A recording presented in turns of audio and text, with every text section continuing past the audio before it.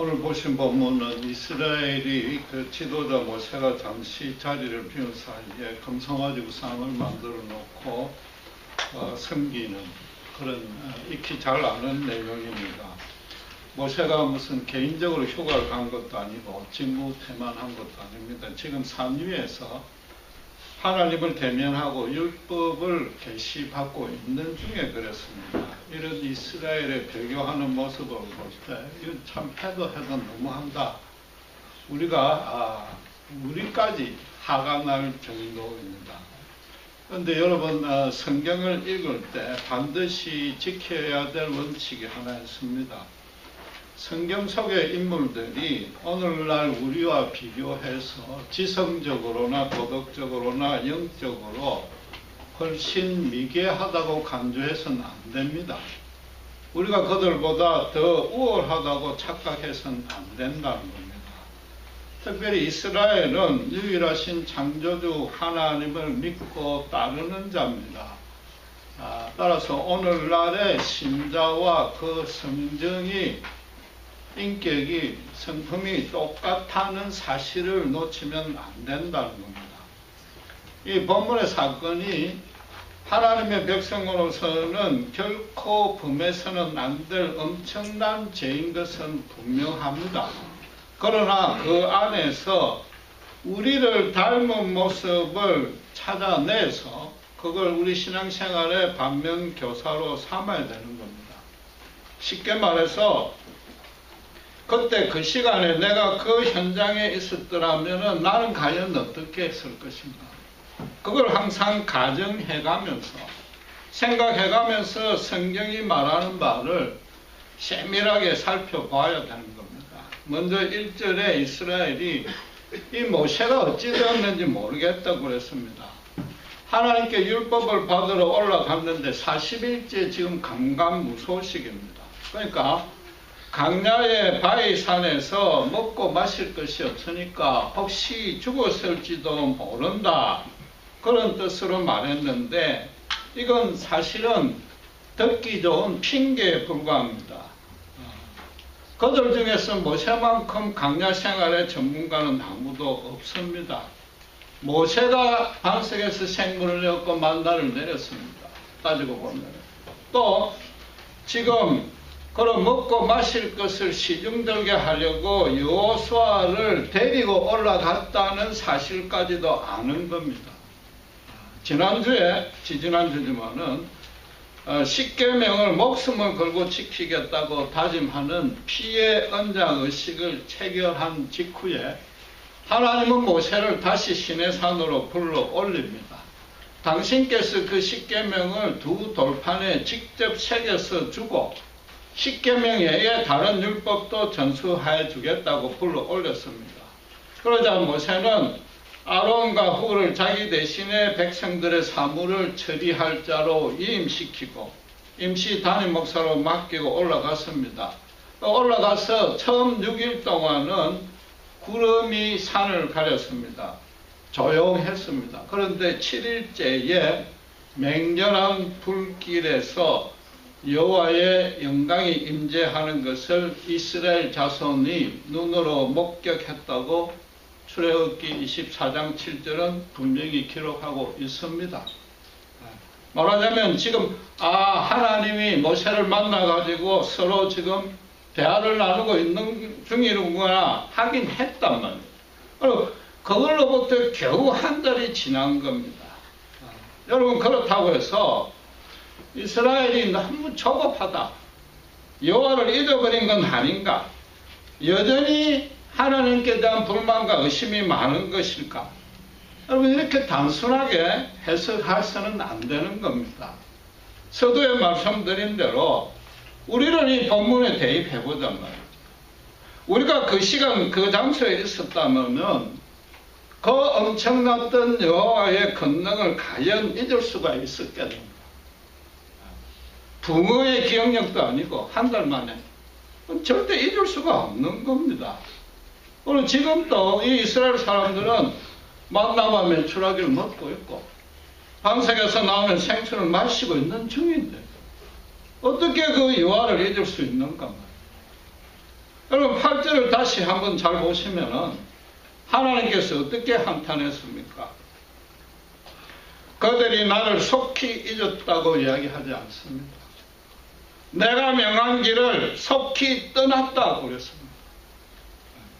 이스라엘은 여호와가 가라고 하는 그 길이 뭔가 마음에 차지 아니했더라. 더 좋게 여겨지는 다른 길들이 생겼더라 이겁니다. 분명히 자의적이고 의도적으로 선택한 것입니다. 그러니까 하나님이 9절에 이 백성이 목이 곧다 라고 정죄했습니다. 완악하단 말이에요. 목이 곧단 말이에요. 자기 고집이 세단 말이에요. 잠시 여호와를 망각했거나 어떤 시험에 넘어간 게 아니단 말이에요. 고집이 세다는 것은 자기가 옳다는 걸 절대 양보를 안 한다는 거다. 자기가 옳다고 여기는 대로 지금 이 행동을 한 것이다. 여러분 주목할 것은 이겁니다. 이스라엘에게 지금 긴급한 일이 발생한 게 아닙니다.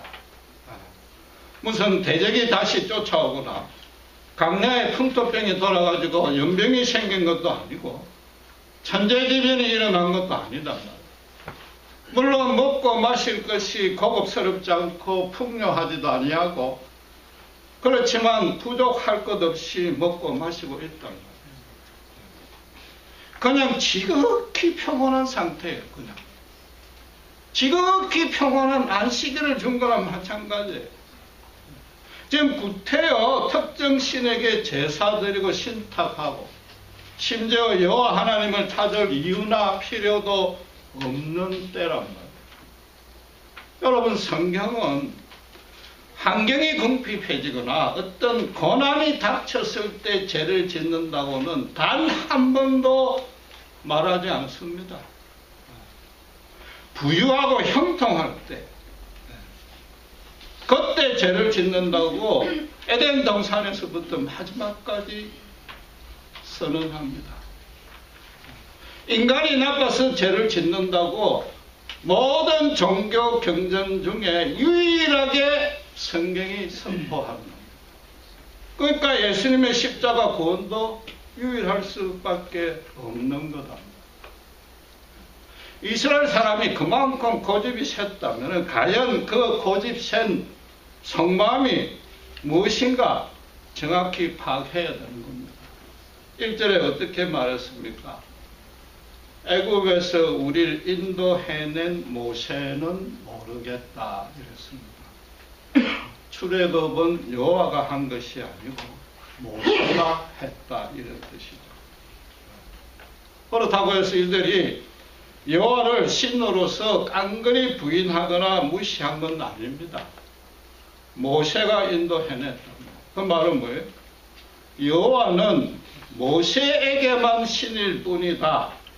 아니면은 모세만이 여호와의 권능을 불러올 수 있다 이런 얘기다.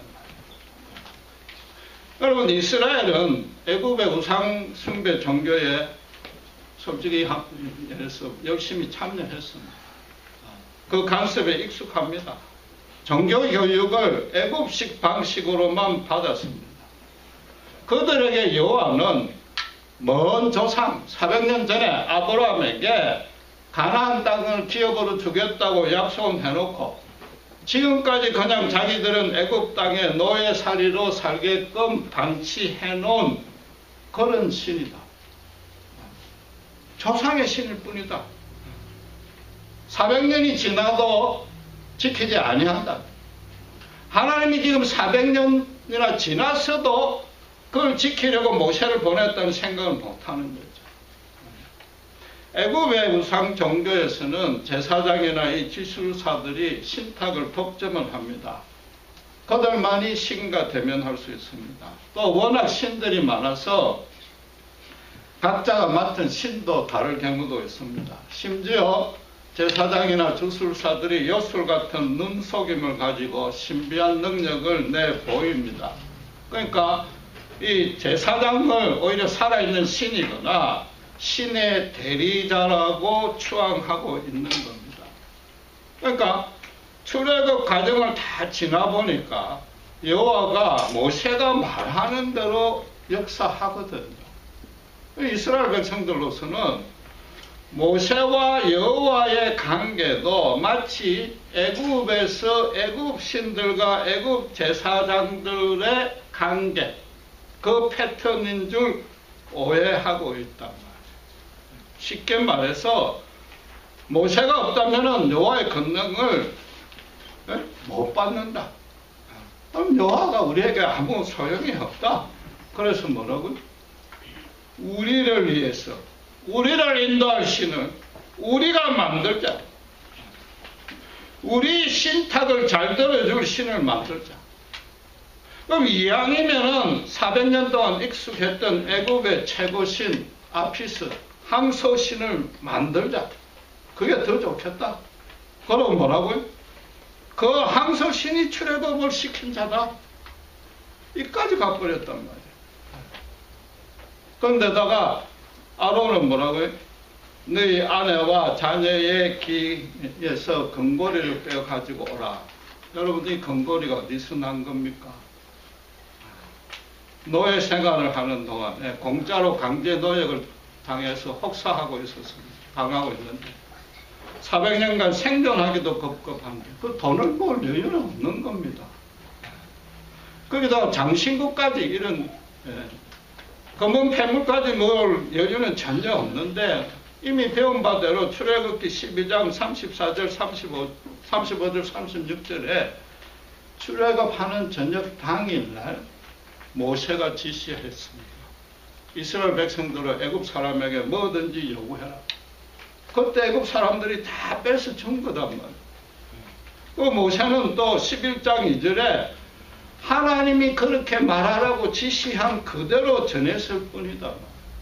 이 금고리는 그들이 원래부터 갖고 있던 게 아니고 뭐 돌선물로 받은 게 아니고 하나님이 주신 것이단 말이에요. 애굽에서 이 은금 폐물을 갖고 나왔던 이 구절이 출애굽을 심지어 모세오경 전체를 해석하는데 아주 중요한 키가 됩니다. 여러 가지 심오한 뜻이 많은데 오늘 본문과 연결하면 어떤 의미가 됩니까? 하나님 주신 선물을 가지고, 하나님이 공짜로 주신 선물을 가지고 우상을 만들었단 말이에요. 그것으로만 그치는 게 아니고 여러분, 지금 모세가 산 위에서 하나님의 계시를 받고 있습니다. 십계명에 의해 율법의 첫 부분을 받고 있는데 피의 언약을 제사를 지낸 게 출애굽기 24장이고 출애굽기 25장부터 뭐가 시작이 되는가 하면은 성막과 성소에 대한 관련 규정이 나옵니다. 그 중에서 가장 강조하는 내용은 25장 10절부터 시작되는 언약궤 이렇게 저렇게 만들어라. 그걸 이야기하고 있습니다. 그리고 언약궤는 뭐라고요? 그 전체를 순금으로 덮어라. 여러분, 언약궤는 알다시피 대제사장이 1년에 한 차례 이스라엘 모든 백성의 죄를 양에게 전가합니다. 그리고 그 양을 죽여서 그 피를 가지고 언약궤 위에 부음으로 해서 제사함을 베푸는 목적입니다. 그래서 그 언약궤를 속죄소라고도 부르고 구원의 은혜를 베풀었다고 시언자, 은혜를 베푼 장소라고 불리기도 한단 말이에요. 그 용서받을 죄 중에는 이스라엘 백성들이 잠시 하나님을 멀리할 수도 있습니다. 덩을 질 수도 있고 우상의 유혹에 넘어가서 잠시 하나님을 경배하지 아니하고 우상에 쫓아갈 그런 죄들까지도 포함되는 겁니다. 그 모든 죄를 용서해 주시는 게 언약궤단 말이에요. 인간의 자격과 공로로는 도무지 씻을 수 없는 죽어 마땅한 죄도 어떤 죄라도 양의 피로 대속하겠다는 게 언약궤입니다. 하나님 당신의 백성들은 하나님 앞에 어떤 흉악한 죄를 지었더라도 진심으로 하나님 앞에 통회, 자복, 회개하면은 아무 조건 없이 왜? 양이 죽음을 담당했으니까. 양이 그 죄값을 감당했으니까 용서하는 긍휼을 베풀겠다는 게 언약궤단 말이에요. 언약궤가 바로 예수 십자가단 말이에요. 그런데 그 언약궤를 왜 꼭 검으로 다 둘러싸게 했느냐? 이스라엘 향하신 당신의 사랑이 절대로 변하지 않는다는 겁니다. 불순물이 단 하나도 섞이지 아니하는 순전한 사랑이라는 겁니다. 거기다가 하나님께서 임재하고 계시는 최고로 거룩한 곳이단 말이에요. 언약궤 자체가 하나님의 사랑이요, 하나님 그분을 상징하는 데단 말이에요. 그러니까 가장 좋은 검으로 그걸 둘러싸라고 했단 말이에요. 여러분, 성경을 보시면은 구약 성경에서는 하나님이 절대로 용서하지 않는 게 우상숭배죄입니다. 신약 성경에서도 똑같습니다. 예수님이 절대로 용서할 수 없는 죄를 뭐냐? 성령의 해방죄다. 귀신에게 넘어가는 죄다. 하나님은 당신의 언약 백성을 그 우상 숭배가 번창하는 애굽에 더 이상 방치하지 아니하시고, 때가 되매, 아브라함의 약속한 그 때가 되매 애굽에서 구출해냈단 말이에요. 애굽의 우상 숭배에서 구출해냈단 말이에요. 그런데 그걸, 그 검을 가지고, 그걸 상징하는 언약궤를 만들 검을 가지고 지금 우상을 다시 만들고 있다. 오늘은 원수로 갚는 정도가 아니고, 이건 제가 말로서 설명할 수 없는 죄입니다. 그게 철학을 이루었다고 큰 소리 치고 있잖아요, 지금. 유일한 창조주 하나님, 우주를 주관하시는 전 우주의 주인 되시는 그분을 한갓 금송아지 항소하고 동격화시켰단 말이에요. 금수의 형상으로 바꿨단 말이에요. 거기다가 6절에서 뭐라고 그럽니까? 그 앞에서 먹고 마시고 뛰놀았다고 그럽니다. 여러분, 우상숭배 제사도 일단 짐승 제물을 바칩니다. 경건한 희생 제사를 바칩니다. 그 다음에는 반드시 사치스러운 사내 진미를 마음껏 먹습니다. 또 그 다음에 뭐예요? 음주 가무를 합니다. 술 마시고 춤추고 마지막에는 음란한 성행위를 합니다. 지금 6절이 바로 그렇게 했다는 뜻입니다. 왜냐하면 우상은 자기들을 위해서 만든 거니까, 이 자기들은 이 땅의 풍요와 형통과 쾌락, 그것을 채워주는 것만이 유일한 목표단 말이에요. 그 신이 할 일은 그것만 해주면 된단 말이에요. 다른 건 필요 없다는 겁니다. 여러분, 십계명을 전수받을 때 이스라엘 백성 전부 다가 그 언약의 피를 자기 몸에 뿌렸습니다. 말씀드린 대로 죽기까지 이 십계명을 지키겠다는 맹세였습니다. 죽기까지라는 얘기는 평생입니다. 한시도 빠지지 아니하겠다. 하루도 빠지지 아니하고 지키겠다는 겁니다. 언제 어디서 어떤 처지에 있더라도 여호와만 따르겠다고 맹세했습니다. 지금 아주 평온한 상태입니다. 그분을 따르는데 전혀 방해될 게 단 하나도 없는 상태단 말이에요. 그런데 첫 번째 계명 여호와의 다른 신을 두지 말라. 두 번째 너희가 새긴 우상을 섬기지 말라. 제일 중요한 두 계명을 바로 그 자리에서 위반했습니다. 십계명 전부를 쓰레기통에 갖다 버린 겁니다. 피에 맹세했던 그 핏자국이 마르기도 전에 이 짓을 행했다. 그러니까 하나님이 10절에 이스라엘 전부를 진멸하겠다고, 다 죽여버리겠다고 크게 분노할 수밖에 없단 말이에요. 하나님이 이스라엘들의 십계명을 지켜라 뜻이 뭡니까? 우상 종교와는 전혀 다르다. 우상과는 다르단 말이에요. 여러분, 우상 숭배에 대해서 초점을 정확히 두셔야 되는데, 조각하는 신상을 섬기는 게 우상 숭배가 아닌 겁니다. 하나님이 실존한 신이 없기 때문에 그건 아무것도 아닌 겁니다. 그냥 돌덩입니다. 대신에 우상 숭배는 뭔가 하면은, 이게 둘째 계명에서도 말씀하시다시피, 오늘 본문도 이야기하다시피 인간들이 스스로 자기들을 위로하려고 인간이 만든 종교를 따른다. 그게 우상숭배입니다. 이 땅에서 인간을 최고의 위치에 올리는 게 우상숭배다. 이 땅에서 자기들이 최고의 위치에 올리니까 결과적으로 뭘 찾아요? 현실의 풍요밖에 찾지를 아니하는 겁니다. 조금 깨인 사람은 뭐예요? 좀 거룩한 뜻을 앞세우는 거죠. 인간들끼리 간용하자, 사랑하자, 용서하자. 아무리 고상하고 경건한 핑계를, 가르침을, 진리를 앞세운다 할지라도 결국은 하나님이 싫다. 특별히 예수 십자가는 싫다. 그게 우상숭배의 본질인 겁니다. 하나님이 우리 백성, 하나님을 따르는 백성에게 원하는 건 딱 한 가지입니다. 내가 거룩하니 너희도 거룩하라. 내가 거룩하니 너희도 거룩하라. 이 땅에서 나와 함께 정말 기쁘게, 즐겁게, 가치 있게, 보람 있게 살자. 내 거룩을 닮아가기 위해서는 절대로 다른 신을 두지 마라. 오직 나만 닮아라. 그러니까 그게 첫째 전제가 된단 말이에요. 내 사랑의 품 안에서 벗어나지 말라 말이에요.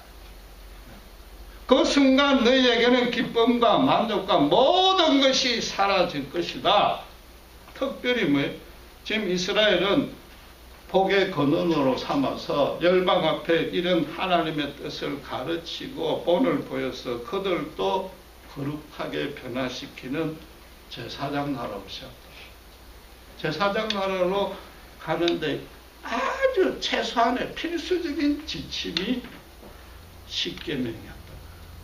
그런데 하나님은 뭐라고요? 속히 그 길을 떠났다. 솔직히 말해서 나 그렇게 사는 게 싫다. 이 얘기입니다.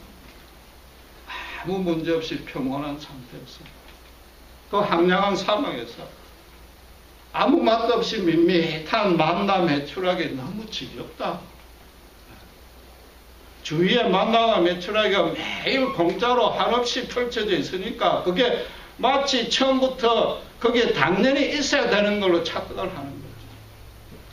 하나님이 모든 것을 채워주시고 지금도 우리를 지탱해 주시는데 그냥 그게 당연한 걸로 생각한단 말이에요. 그러니까 하나님이 주신 약속의 땅 가나안 땅에 우리가 들어가봐도 결국은 지금같이 뭐 크게 다를 바 없이 몸이 건조할 것이 확실해 보이는 겁니다. 너무 심심하다. 뭔가 화끈한 게 없나? 재미있고 풍요로운 게 없나? 너무 아쉽다. 차라리 애굽이 그립다. 애굽으로 돌아가겠다 이 뜻이다. 모세를 40일만큼 우리는 기다려줄 만큼 기다렸다. 성의를 보였다. 지금 모세가 없는 판에 모세가 믿는 신을 꼭 따를 필요가 없지 않느냐. 그 신과 맺은 언약의 피 뿌림도 무효다. 여러분, 이스라엘로서는 출애굽 전 과정을 살펴볼 때 지금 그 후에 이 시내산에 이르기까지 자기들이 행한 건 진짜 단 하나도 없습니다. 전부 다 모세가 주관했다. 그 길이 바른 길인데 모르는데 바꿔 말하면은 자기들 뜻과 무관하게 모세와 모세의 신에 따라서 그냥 끌려왔다. 자기들 뜻은 하나도 반영이 안 됐다 이 말이에요. 이제 모세가 없으니까 우리 말 잘 듣는 신을 만들자. 우리 마음대로 한번 해보자. 여러분 이게 이스라엘 사람들만의 생각일까요? 아니란 말이에요. 오늘날 예수를 믿는 우리에게도 우리 생각과 뜻과 전혀 상관없이 온갖 어려움과 온갖 고난과 온갖 핍박과 온갖 오해와 질시 속에 우리를 밀어넣을 수 있다.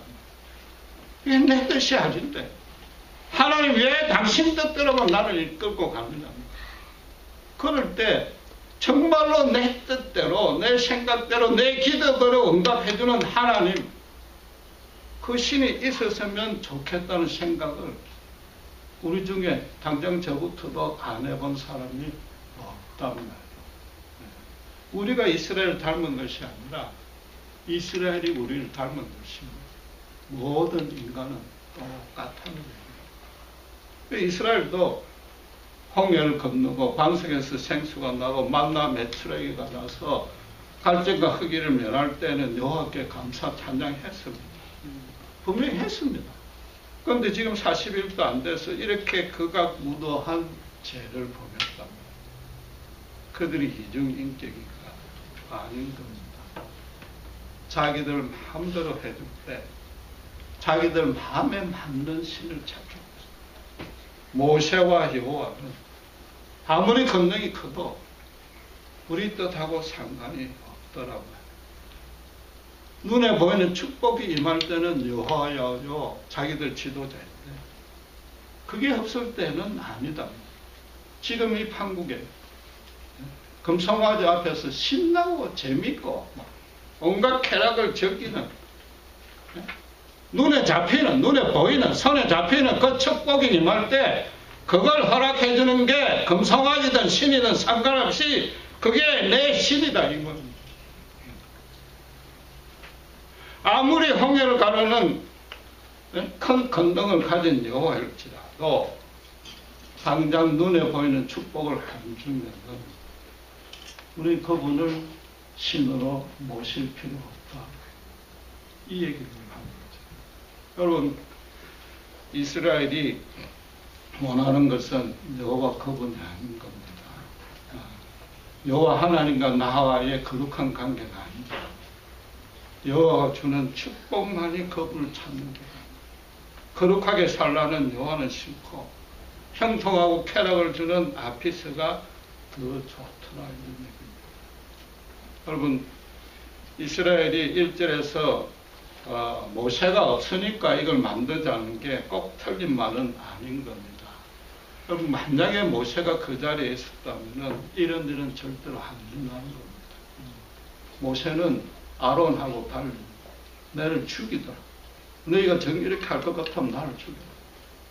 목숨을 걸고 거기서 막았을 겁니다. 나중에 실제로 하나님이 모두를 진멸하겠다 했더니 모세가 차라리 나를 죽이시오. 그렇게 기도했다. 피의 언약에 정말로 진심으로 참여한 사람, 진심을 갖고 맹세한 사람은 모세뿐입니다. 모세가 왜 그럴 수 있습니까? 80년간 눈에 안 보이는 하나님을 제발 보게 해달라. 왜 이래 내 뜻과 달리 하나님은 꼼짝도 안 하느냐고. 내 눈앞에 제발 보이게 해달라고 80년을 실험을 했답니다. 그리고 드디어 떨기나무 불꽃에 하나님이 임재하자 그 앞에서 하나님에게 그동안 쌓였던 모든 의심과 불만을 일대일로 실험을 했어요. 그 답을 얻었어요. 결국은 하나님의 하나님 되심을 깨달았어요. 하나님이 80년간 단 한 번도 자기를 떠난 적이 없다는 진리를 확신했답니다. 하나님과 인격적으로 개인적으로 만나서 실험하고 하나님을 인정했단 말이에요. 정말로 하나님을 인정했고 정말로 하나님을 만났다면 그 인생이 변화 안 될 수가 없는 거단 말이에요. 목숨을 걸고 십계명을 지키겠다고 한 거단 말이에요. 모세가 있었더라면 이스라엘 백성들도 그 정도까지 믿음이 아닐지라도 일단 눈에 보이는 여호와의 중재자가 있으니까 함부로 그렇게는 절대 하지 못한 거다. 눈에 보이는 신입니다. 눈에 보이는 축복입니다. 눈에 안 보이는 하나님입니다. 고난 중에 밀어넣더라도 당신의 거룩하신 뜻을 실현하는 하나님입니다. 그 둘 중에 어느 걸 택할 것이냐, 그걸 지금 얘기를 하는 거란 말이에요. 그런데 흥미롭게도 이 사건의 결론이 어떻게 나는가 하면 하나님이 심판하시는데 3,000명이나 죽인 게 아니고 3,000명밖에 안 죽였습니다. 200만 국민 중에 3,000명만 죽였단 말이에요. 물론 적극적으로 가담한다거나 그걸 주도한 자 중심으로 했겠지만은 나머지 사람들은 뭐 했던 사람이냐. 아론처럼 사람들 눈치를 보는 거죠. 사람들 눈치를 보는 거예요. 생각이 반반으로 나뉜 겁니다. 애국으로도 돌아도 가고 싶고 지금까지 가만보니까 여호와만한 신이 없고 하니까 아직까지 생각을 못 정한 거죠. 한쪽 눈은 애국으로 돌아가 있고 다른 한쪽 눈은 시내산 꼭대기를 바라보고 있는 거예요. 사팔뜨기가 되어 있는 거예요. 여러분 본문에 이스라엘 백성들이 너무나 완악하다고 우리가 분노할 처지가 아닌 겁니다. 정말로 이 시간 솔직히 우리를 되돌아봐야 돼요. 우리의 모습이 가장 사팔뜨기가 아닌가. 정말로 온전한 시력을, 영적 시력을 회복했는가. 우리가 정말 평온할 때, 아무 문제 없을 때 더 열심히, 더 뜨겁게 하나님 앞에 기도하고 엎드릴 수 있는가. 그랬던 적이 있는가. 고난이 닥칠 때는 누구나 하나님 찾습니다. 이스라엘 백성도 그랬고 심지어 불신자들도 그러는 겁니다. 세상에 미련이 있는 것. 정말로 하나님 그분이 내 신앙의 기업이요 보상인가. 돈과 하나님 중에 눈이 양쪽으로 나눠진 건 아닌가. 이스라엘처럼 적절한 핑계만 생기면 언제든지 항소신을 섬기고 세상으로 돌아갈 수 있는 우리가 아닌가. 그걸 보셔야 되는 거죠.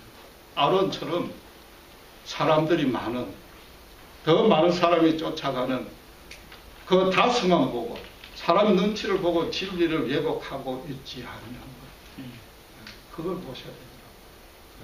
여러분 우리가 믿는 하나님은 여호와는 전혀 다른 분입니다. 80 넘은 노인 한 명으로 세계 최강을 10전 10회 시키고 마지막 홍해까지 가름에 우리를 구출해 내신 분입니다.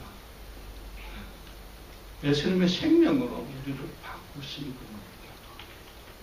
그 뜻은 당신께서 거룩하니까 우리도 거룩해지라는 영적으로 우리가 얼마나 초라하고 빈곤합니다.